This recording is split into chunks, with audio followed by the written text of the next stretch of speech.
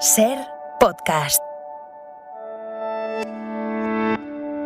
Estefanía, ¿cuántos años tienes ahora? Pues ahora, Joaquín, este año voy a cumplir 31. Es decir, que en el año 1982 yo tenía 31.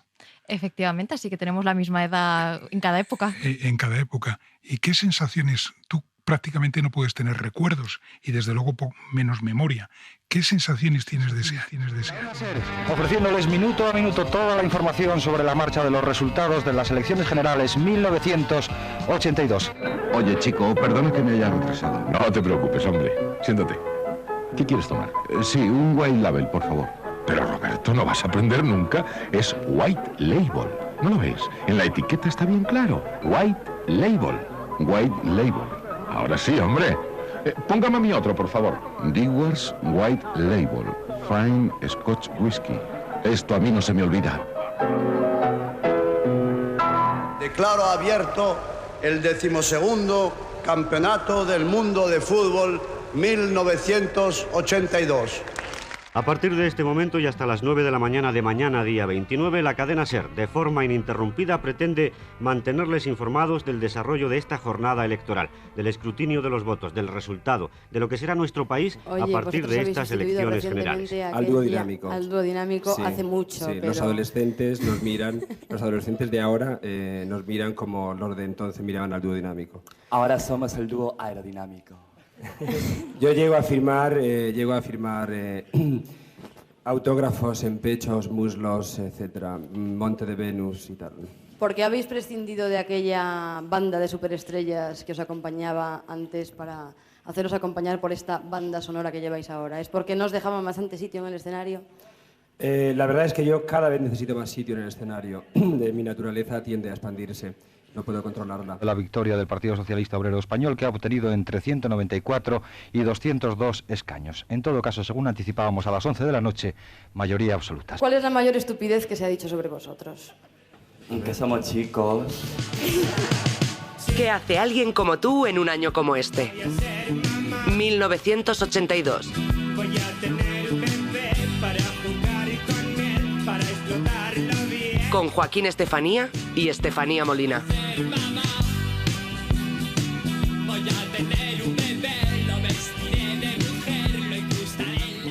Lo imagino como una época muy inocente, donde un país, España, que salía de una dictadura, había pasado una transición, y yo sobre todo tengo la impresión de que teníais mucha ilusión por lo que estaba por construir.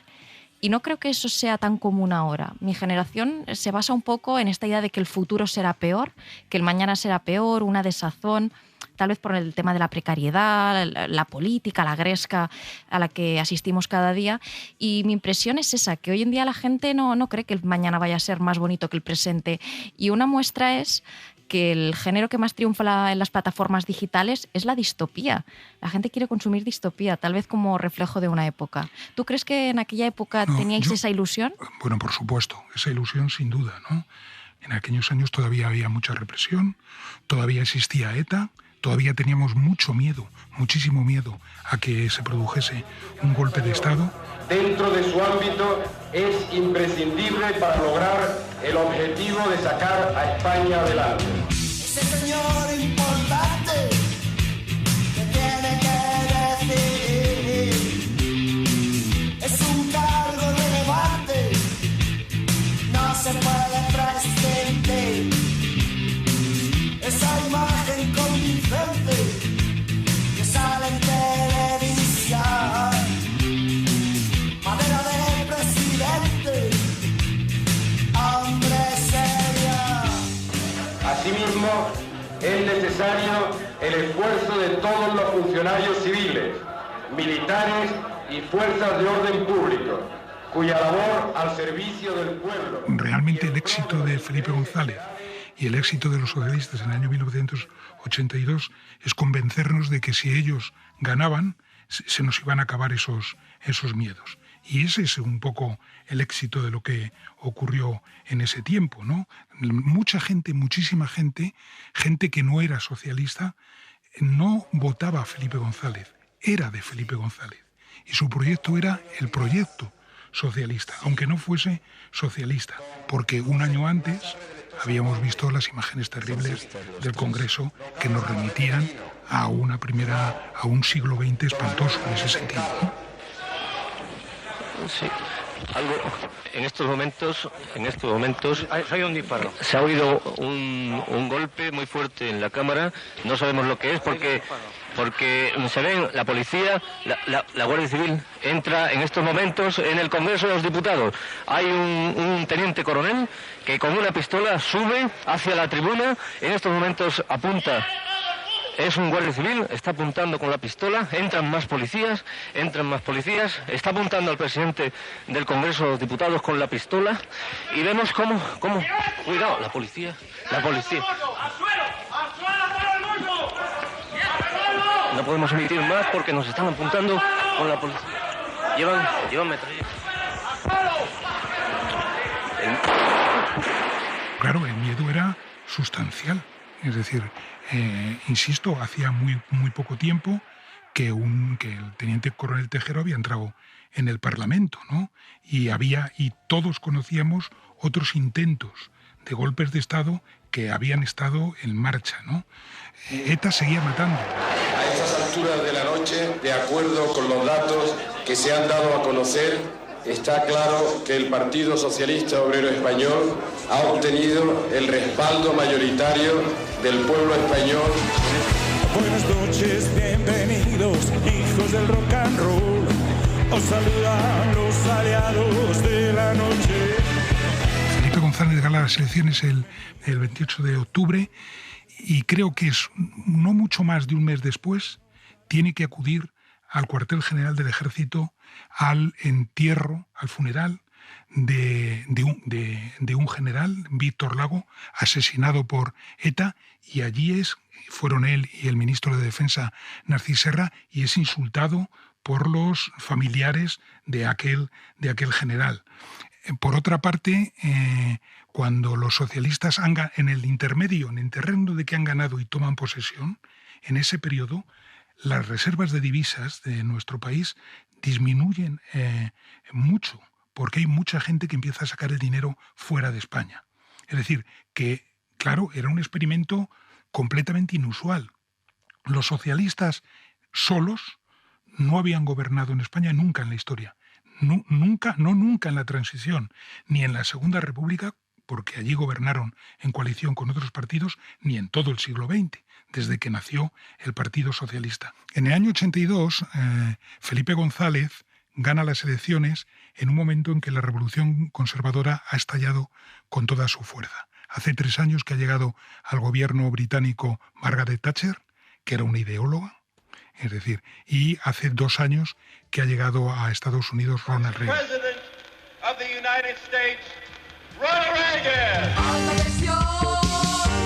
A mi alrededor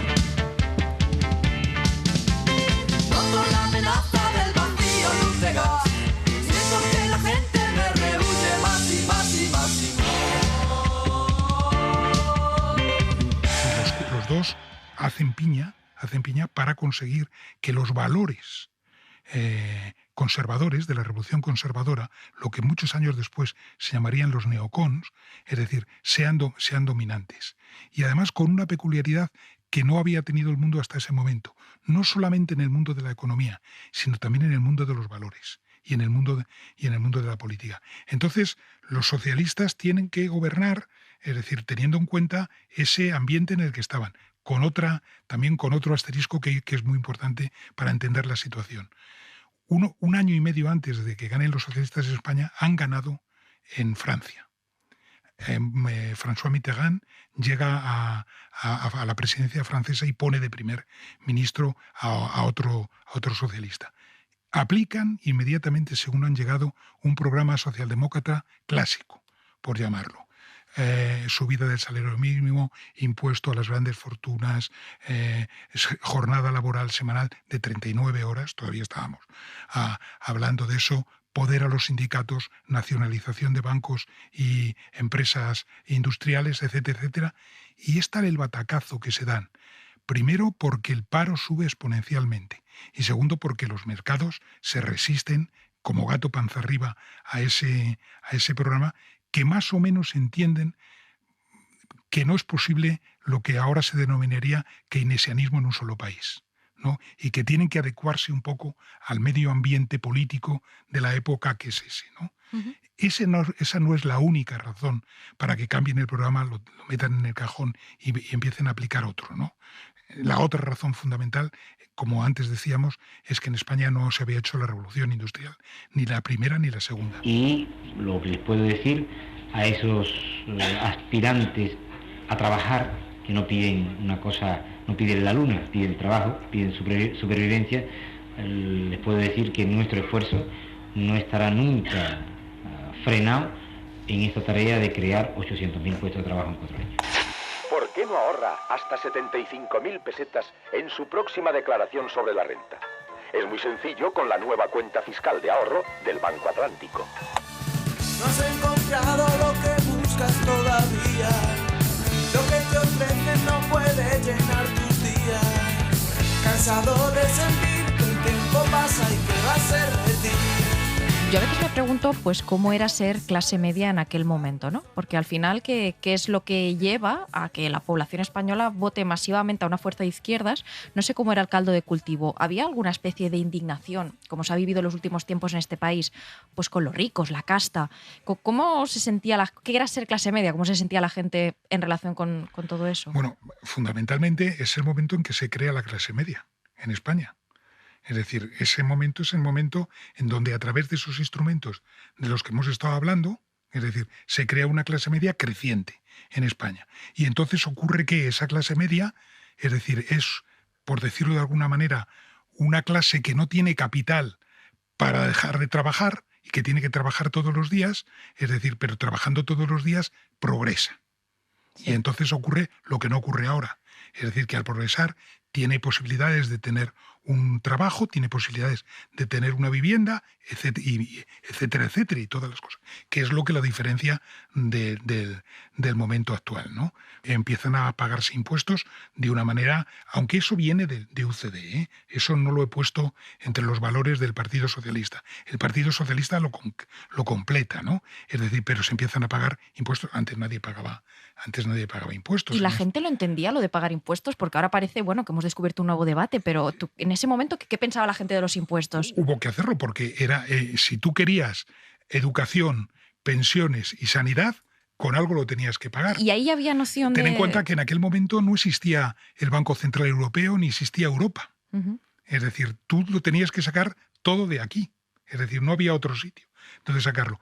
Es verdad que la campaña que en su momento se hizo sobre la reforma fiscal, que así se llamó también, fue muy pedagógica. Pero no hubo ningún choque. Aquí no ha habido, como en otros países del mundo, esos insumisos fiscales, es decir, que aparecen y no quieren pagar impuestos. Ahora es cuando tenemos, como tú bien sabes, un debate sobre este aspecto, pero eso no ocurrió nunca. Claro. Es decir, tampoco hemos tenido, como bien sabes, es decir, unos impuestos que sean confiscatorios. En ningún caso. ¿Y la impresión era que los ricos iban por otra vía? Porque eso sí que es una impresión que está ahora muy extendida. La idea de, fíjate, ¿no? Aquí tenemos unas fortunas que se pueden ir al extranjero. Sí, pero ese no fue el problema. En ese momento no era el problema. El problema fundamental en aquellos momentos era sanidad, educación, pensiones. Y como te decía, y paralelamente que no nos diesen un disgusto los militares y nos devolviesen al siglo XIX. Es decir, entonces, sofisticar las cosas... Sí. Para hablar en aquel momento de casta, de ultra ricos, estaban presentes, todo el mundo sabía quiénes eran. Algunos de ellos habían financiado la guerra civil y estaban vigentes, pero no estaba en la agenda. Convivían personas nacidas y crecidas en una dictadura con sus hijos que, vamos, se lo podían permitir casi todo, ¿no? En la época del destape, de salir a la calle, de poderte besar tal vez en la calle que no lo habías podido hacer en la dictadura. Eso tiene que ver con otras cosas, pero lo principal es que cuando llegan los socialistas al poder, llega una nueva generación de gente muy joven, sin ninguna experiencia prácticamente en el arte de gobernar. Casi ninguno de los ministros había tenido ninguna experiencia previa en gobernar un país. Los ayuntamientos, que fueron los primeros entes que instaron al cambio en el año 1979, se ganan las elecciones socialistas y las elecciones municipales socialistas y comunistas y empiezan a gobernar ayuntamientos como el de Madrid, Barcelona, etc. muchos de los ministros, o bastantes de los ministros, son antiguos concejales que la única experiencia que tienen es la que han tenido antes. Fíjate qué bueno esto, porque hoy en día lo que se critica es que hay muchas fuerzas políticas que tienen a cargos que no han gobernado nunca. Y uno puede decir, bueno, es que la política, las decisiones las toma un político, luego tiene una administración que las ejecuta. Pero esto, sabes que ha sido como una crítica peyorativa a algunos. Y pero en ese momento confiesas que había gente que no había gobernado nunca y ahora los vemos como... La mayor parte, pero no solamente les ocurre a ellos, los que fuimos directores de periódicos jamás habíamos dirigido un periódico, o los directores de cine jamás habían dirigido cine. Se produce una eclosión en el país. El problema es que esa generación, en vez de irse cuando tuvimos que irnos, hemos durado demasiado tiempo. Y se ha producido un tapón, es decir, que ahora se está viviendo. Es decir, pero en aquel momento no.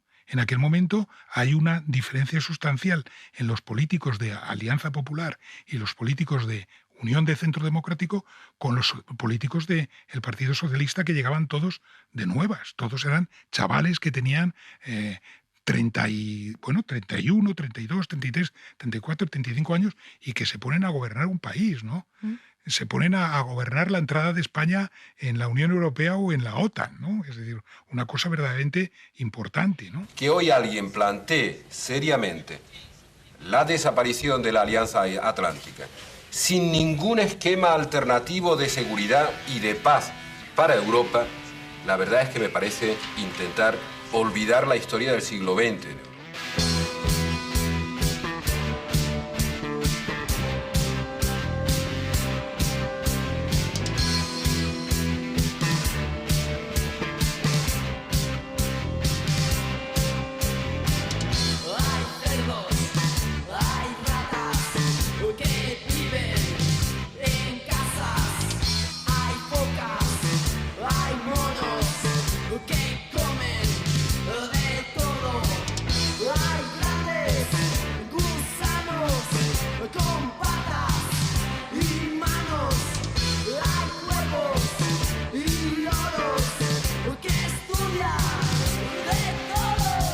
Queríamos ser europeos, pero queríamos ser otanistas, porque este debate creo que nunca había estado más abierto que en este año 2022. No sé si en esa época estaban muy dibujados los antiotanistas. Totalmente dibujados, es que todo el mundo era anti-OTAN. Todo el mundo lo era. Es decir, eso es una capacidad de liderazgo de Felipe González, convencer a una nación, es decir, de que no hay que salirse de la OTAN. Cuando su campaña electoral había tenido, digamos, como frontispicio fuera de la OTAN, salirse de la OTAN. Entonces, ese cambio es abismal, eso pertenece ya a 4 años después, del 82, aunque va preparando desde el primer momento, pero en el año 82 los socialistas son profundamente anti-OTAN. El Partido Socialista se presenta a las elecciones con un programa electoral cuya parte económica tira inmediatamente a la basura. No estoy hablando del programa político. El programa político, que es un programa fundamentalmente de modernización y de refuerzo de las libertades, sigue completamente en vigencia, excepto el punto de la OTAN. Pero no en ese momento. Es decir, en el año 82, o sea, España entra en la OTAN en el año 1982 con un presidente que se llama Calvo Sotelo. Y Felipe González hace toda la campaña electoral del año 1982 diciendo nos saldremos de la OTAN. Fíjate, pasa el año 83, que es un año de una crisis económica brutal. Pasa el año 1984, pasa el año 1985 y alrededor del año 1985 y la entrada de España en la Unión Europea se empieza a decir, bueno, es decir, no es malo, desde luego tenemos que hacer el referéndum. Pero nuestra postura en el referéndum va a ser que España siga en la OTAN, no que salga. ¿Considera conveniente para España permanecer en la Alianza Atlántica en los términos acordados por el Gobierno de la Nación? Para saber que esto va mal, yo necesito responder. Quiero respirar, necesito aire, por favor, no aguanto más. ¿Y cómo pasa uno de abanderar que no? Los ciudadanos de España tendrán en su mano decidir su propio futuro. Tendrán en su mano el ser consultados si quieren o no pertenecer a un bloque militar. Os la envaináis. Sangrando. Pero hay una clara conciencia de, 1, la Alianza Atlántica no es sustituible, 2, el vínculo transatlántico debe mantenerse. ¿Cómo tú haces cambiar a la opinión pública o te presentas delante de la opinión pública? Porque esto ahora sería... Las decisiones hoy en día se toman a golpe de encuesta. ¿Y la derecha qué opinión tenía de la OTAN? Que sí. Pero votó, se abstuvieron los muy burros, ¿no? Fíjate, y luego hay una parte del PP que se considera hoy en día súper otanista. ¿Tú crees que es posible? Se abstuvieron, Fraga Iribarnes y la Alianza Popular se abstuvieron y le dejaron todo el campo al otro. Pero eso, para una politóloga como tú, merece la pena que acudas a los vídeos de la época y todo eso, porque eso es, iba a decir acojonante, no sé si se puede decir así, ¿no? Es decir, eso es una cosa verdaderamente inverosímil. ¿Cómo va girando incluso el mismo día, el 12 de marzo, lo recordaré siempre, que se hace la votación de la OTAN? Los primeros sondeos y lo que todo el mundo creemos ese día es que los socialistas pierden.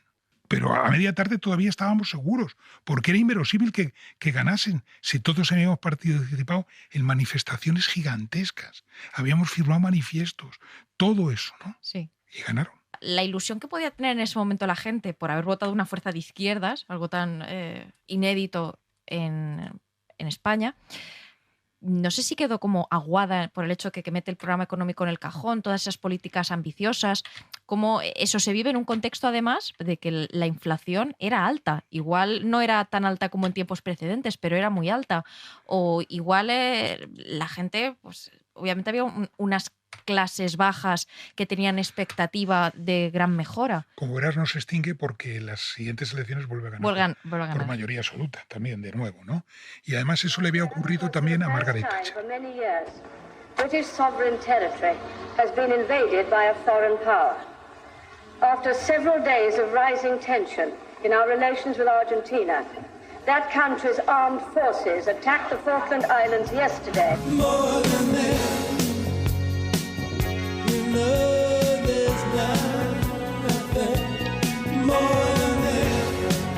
Thatcher llega en el año 79, aplica un programa de ajuste brutal, y sale de la legislatura en loor de multitudes.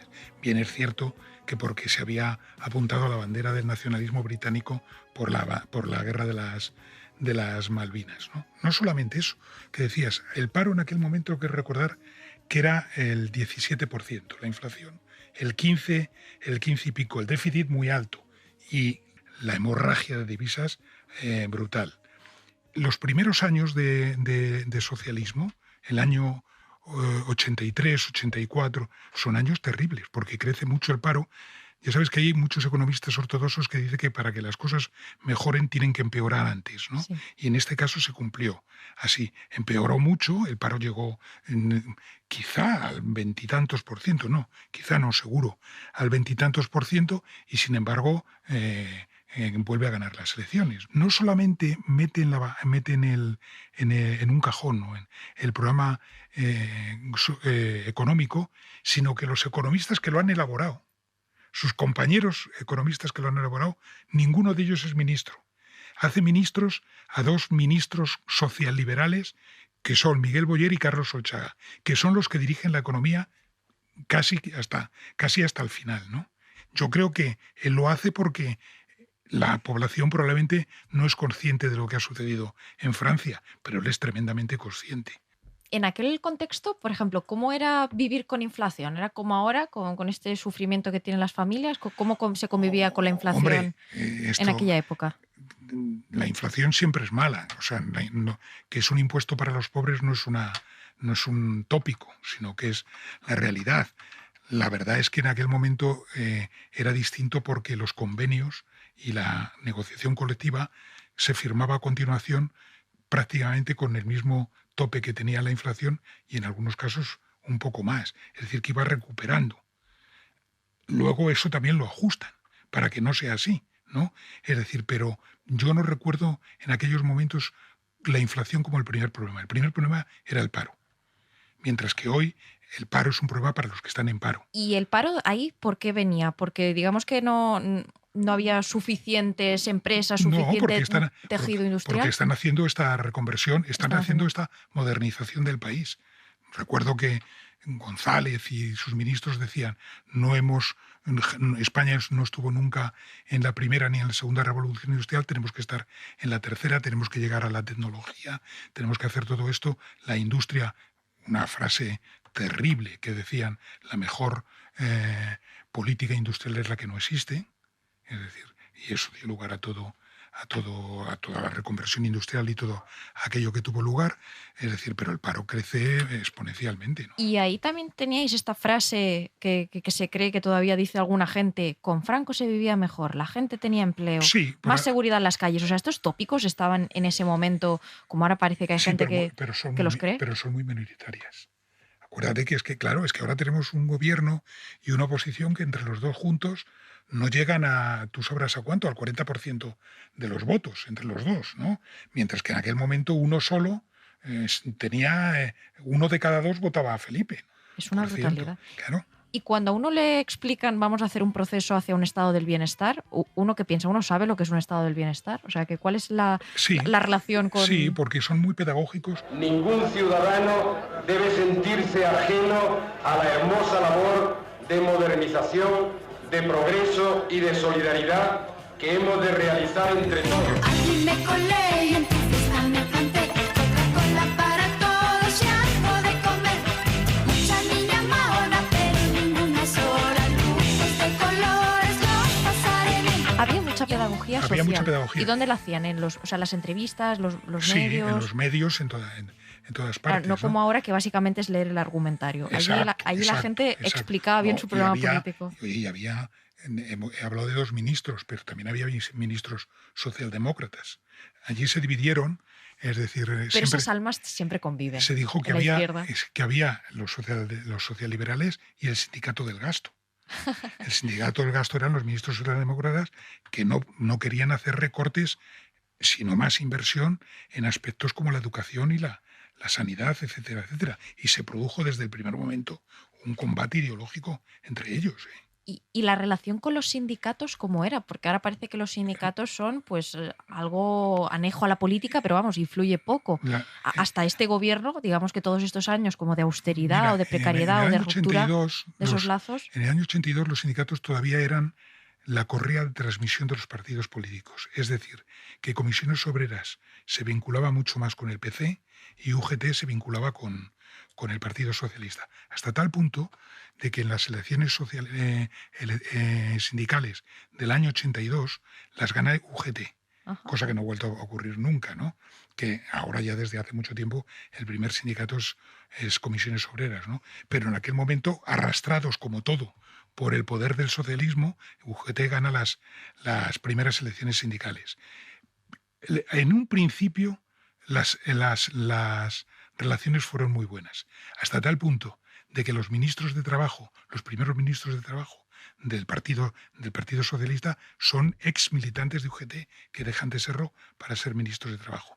Luego, cuando empiezan a envenenarse a partir del año 85 con las pensiones, con otro tipo de cosas, se van alejando, ¿no? ¿Cómo era en aquella época la movilización política sin redes, sin saber lo que está haciendo el otro? Yo puedo ir a una manifestación porque lo he visto en las redes. Era completamente pero espontánea. Si no sé por dónde me entero. El boca a boca, los carteles por la calle, es decir, métodos que hoy te parecen decimonónicos, ¿no? Y lo eran. Pero os enterabais. Todo el mundo. Es decir, estuvo, en la manifestación del 23F, un año antes de que llegue Felipe González por las calles de Madrid, se dice que hubo 1,5 millones de personas. 1,5 millones de personas es todo Madrid. Todas las movilizaciones eran, entre comillas, espontáneas. Sí. O con estos métodos de los que te estoy hablando. Luego está el tema de las redes sociales. Hay ya, como tú bien sabes, una tesis de que en las redes sociales hay cada vez más radicales y menos comprometidos, ¿no? Es decir, que allí todo el mundo dice lo que quiere, pero luego nunca sale a la calle, ¿no? Yo me pregunto si en esa época a los artistas, el famoseo, les daba menos miedo posicionarse políticamente, porque yo creo que algo de lo más terrible que han traído las redes es que cantantes que yo admiraba ahora sé que piensan políticamente y a veces me da un poco de bochorno.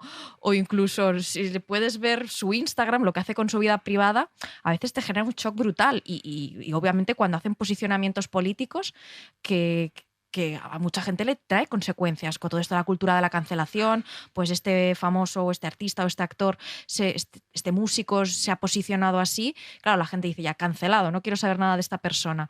En esa época, ¿qué se sentía cuando alguien que tú admirabas culturalmente tomaba partido?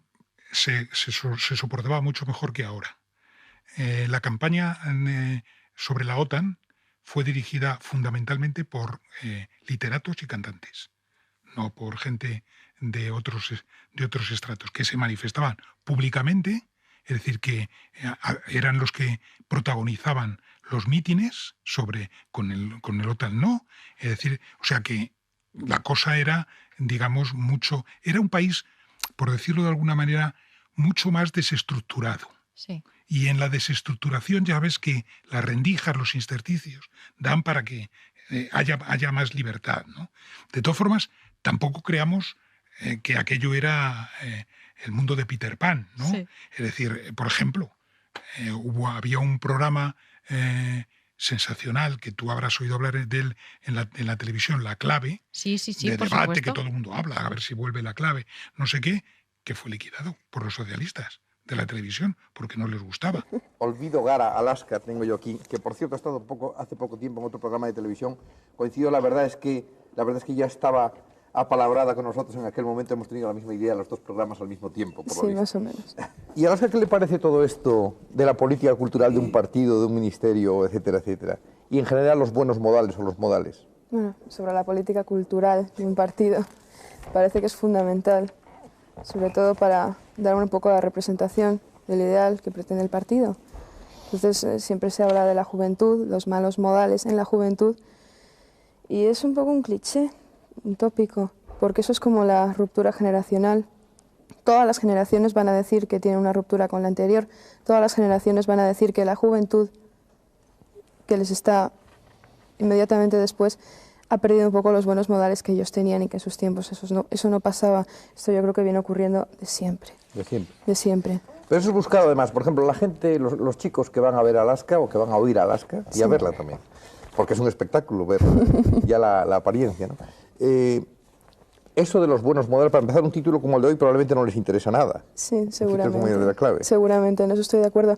Y estoy de acuerdo también en que no hay en absoluto buenos modales entre la gente de mi generación, aunque tampoco creo que los haya entre gente de otra generación.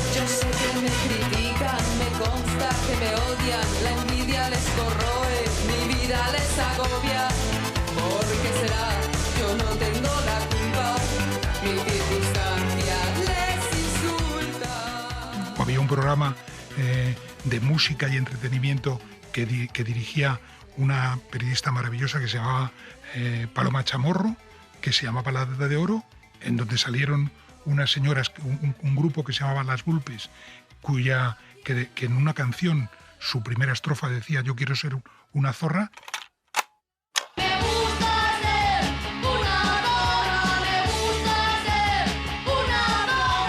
Y se lo liquidaron inmediatamente.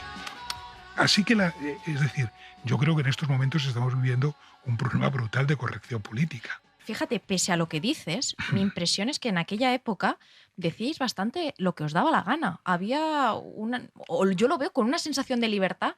Es que hoy en día, es como te lo cuento, Joaquín, un escritor, un quien sea, puede decir algo que se ponga en contra a la opinión pública porque en las redes empieza pues, a motinar la gente a criticarlo, luego eso tiene un pacto en los medios tradicionales y así se genera como un repudio de esa persona. Pero no se puede comparar precisamente por eso, porque los procedimientos son diferentes. Insisto, yo creo que era un movimiento, ahora acaba de salir un libro que me parece que se titula algo así como que la libertad de expresión no fue una fiesta. Es decir, porque habla de todas las veces que secuestraban las revistas, secuestraban los periódicos. Como tú bien sabrás, en el periódico La Extrema Derecha, en el periódico El País, la extrema derecha puso una bomba, mató a un conserje y hirió gravemente a otro. Es decir, todo eso existía. O sea, tienes razón, porque a veces la gente dice, no, la autocensura es lo mismo que la censura. No, para nada. Es decir, que uno quiera ser un poquito más políticamente correcto, un poquito más educado, por así llamarlo, nunca va a ser lo mismo que todo eso que tú comentas. Es decir, que miedo a tu integridad física o que miedo a que te echen o que te cancelen el programa. Pero lo veo también en los límites del humor. ¿Tú has oído hablar de Tip y Coll? Sí, sí, sí. Bueno, pues Tip era muy curioso. Hemos venido aquí única y exclusivamente a pedirles 2.000 pesetillas. Sí. 1.500 para mí y 500 para él. Ya estás como Solchaga, todo lo quieres para ti. No, para ti y Coll, para ti y Coll. Muy bien.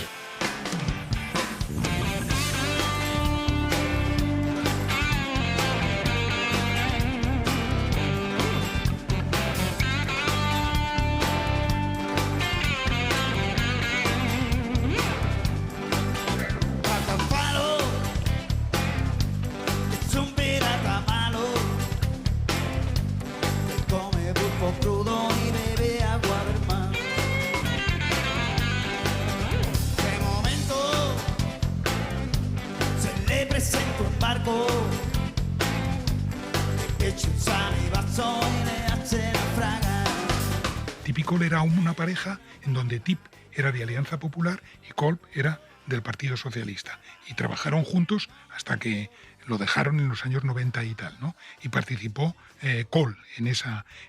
Pero ya estaba cambiando también el sentido del humor. Como todo. Es decir, es que era pasar de una España en blanco y negro a la España en color.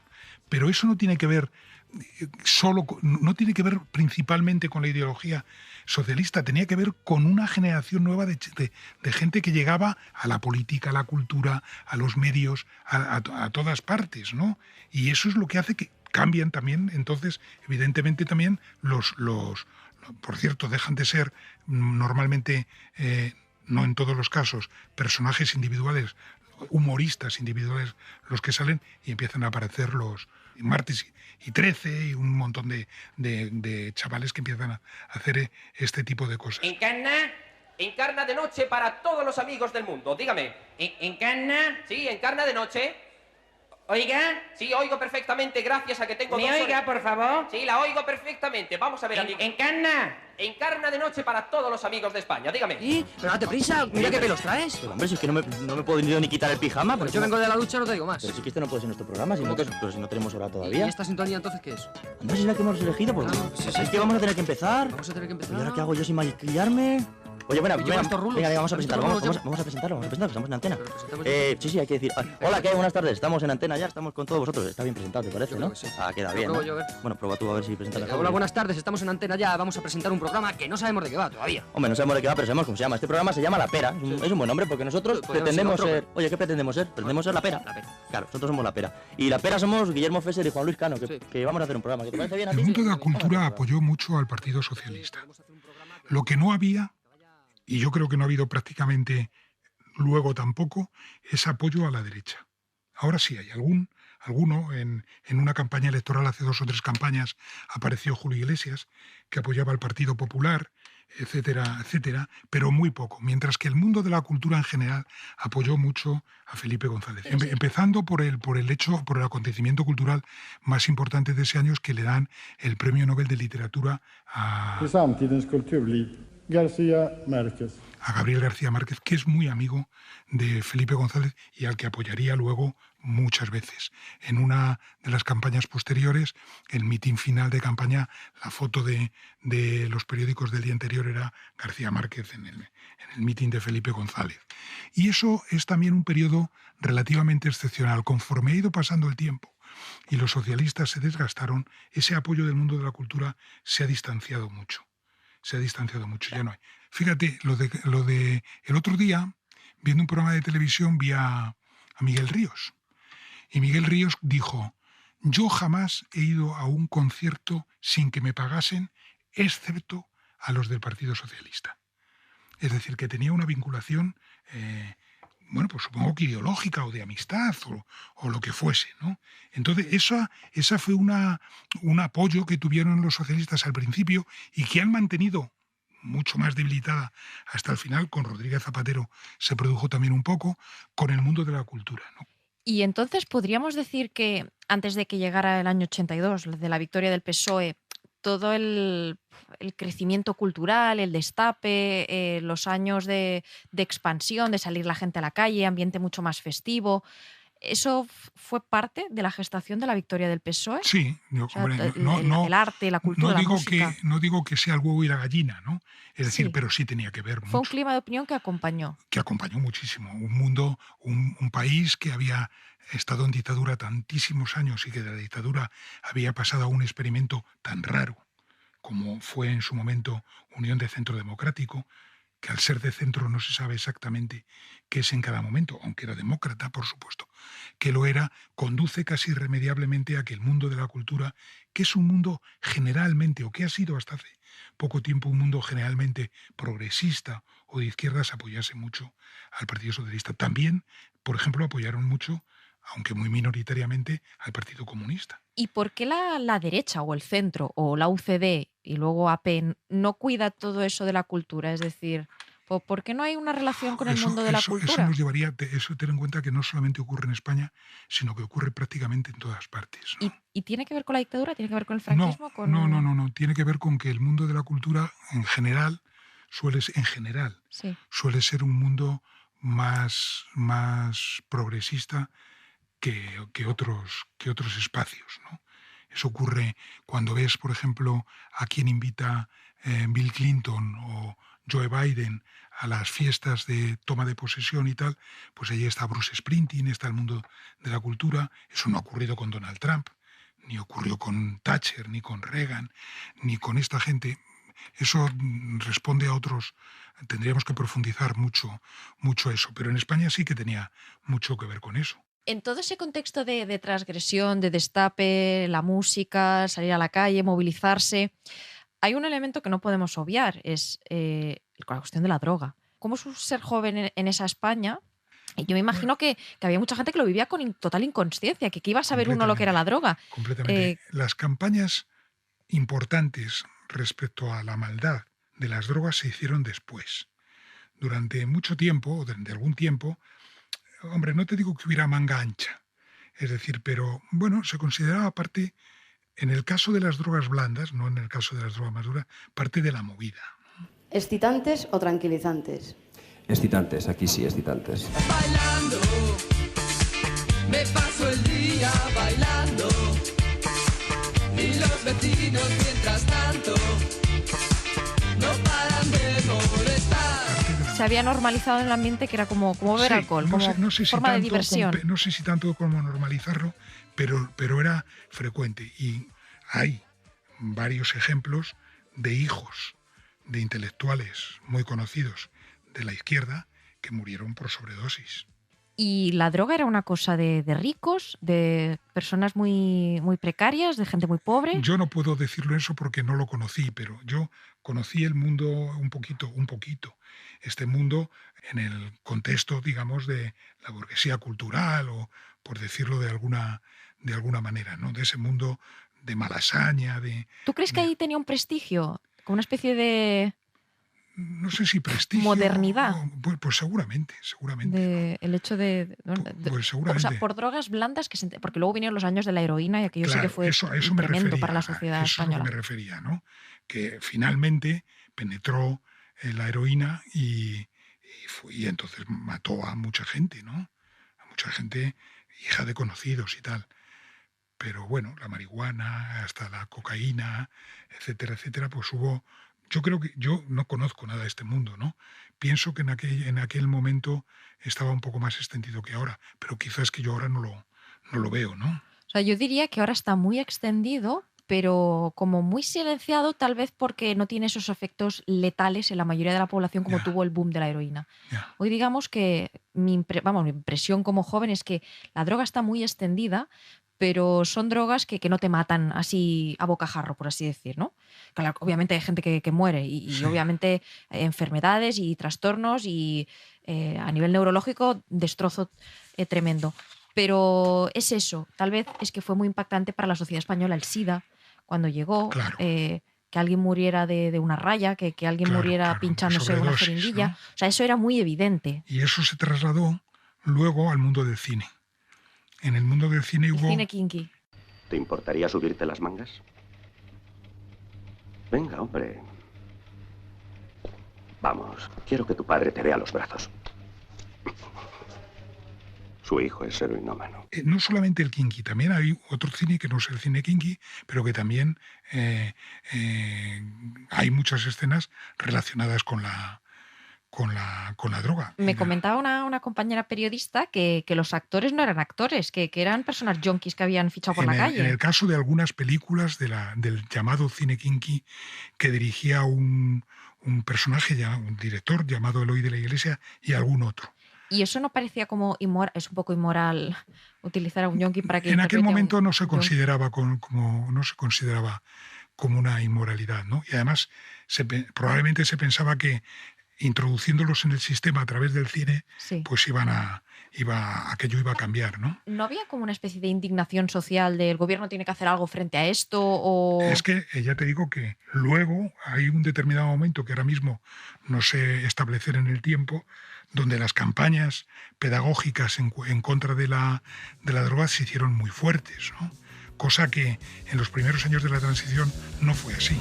Apoyado en un rincón, esperando la ocasión de comenzar un trabajo, nada más. Estefanía, a mí me interesa mucho saber cómo veis desde el mundo de hoy el tema de la educación. La educación fue uno de los centros de atención de los socialistas cuando llegaron al poder. ¿Tú crees que se ha construido una educación que pueda ser compatible, que pueda considerarse compatible o homologable con la de los países de nuestro entorno? Fíjate, mi impresión es que en aquella época estudiar tenía como un gran valor. Como el nivel de exigencia era mayor, que los contenidos eran profundos, eran sesudos. Y claro, igual yo la imagen que tengo es la de una España donde no todo el mundo se podía permitir ir a la universidad. Pero hoy en día, que obviamente tampoco va todo el mundo a la universidad, creo que es una de cada 3 personas que va, la impresión es de una depauperación de la calidad de la enseñanza.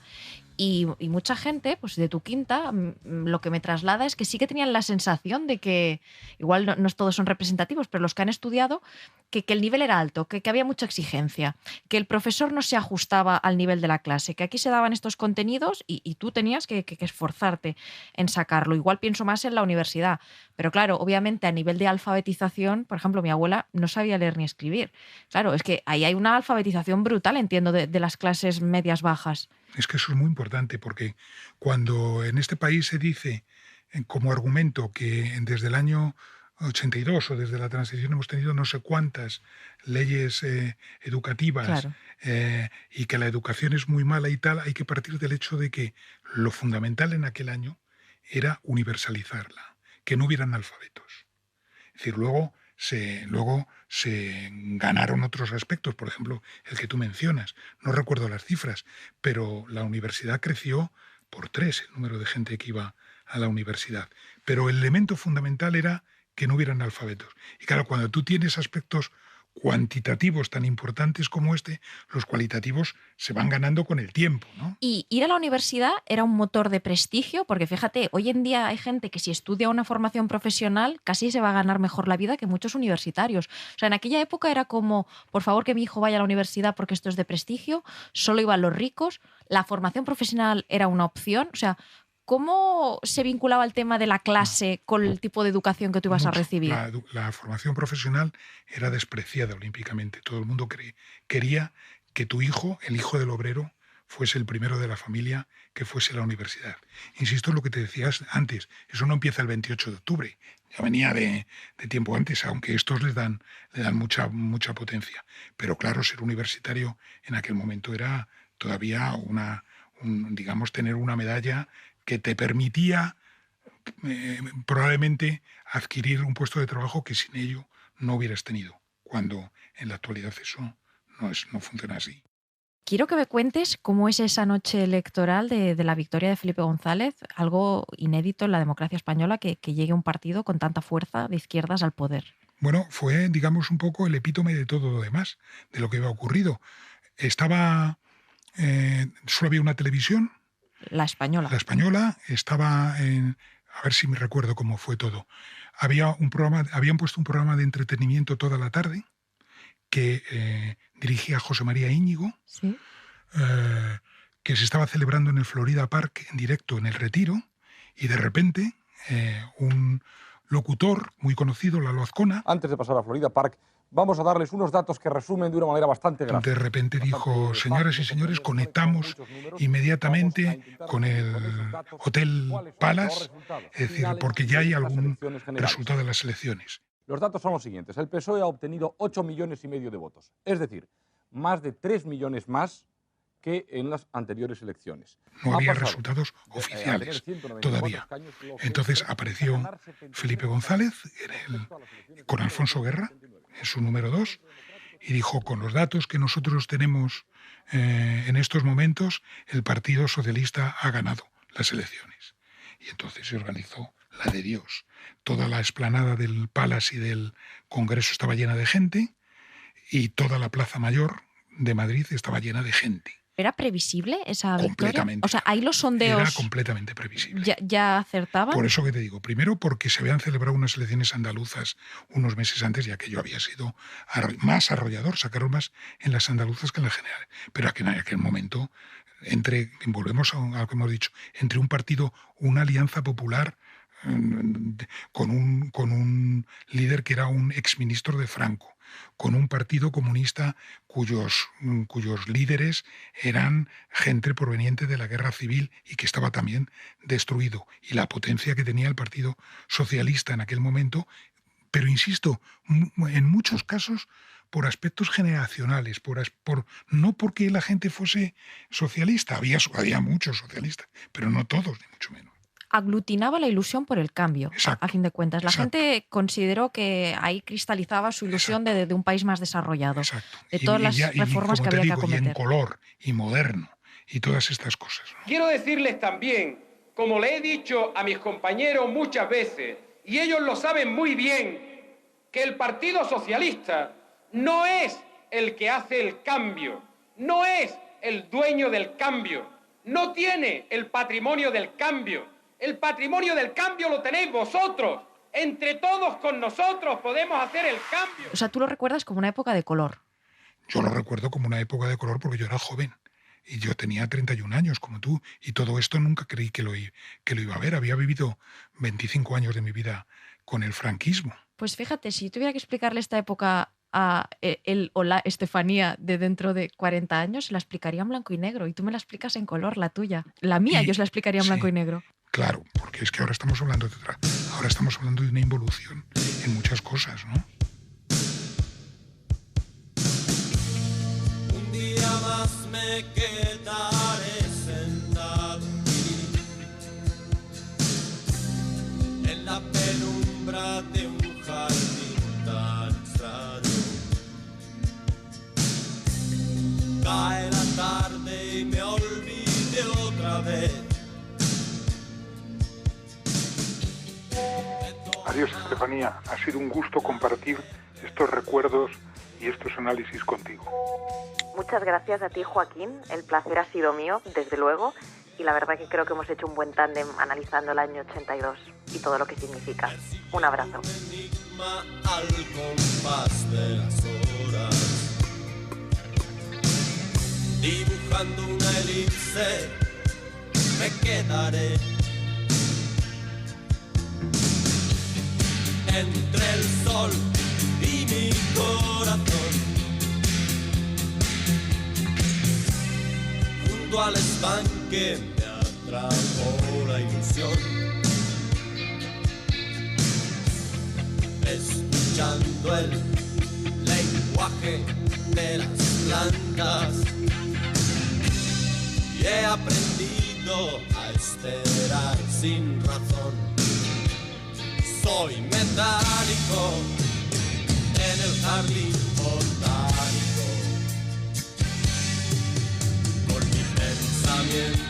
sigo el movimiento de los peces en el agua. Un día más me quedaré sentado aquí, en la penumbra de un jardín tan extraño. Cae la tarde y me olvidé otra vez de tomar una determinación. Esperando un eclipse me quedaré, percibiendo un enigma al compás de las horas, dibujando una elipse me quedaré entre el sol y mi corazón.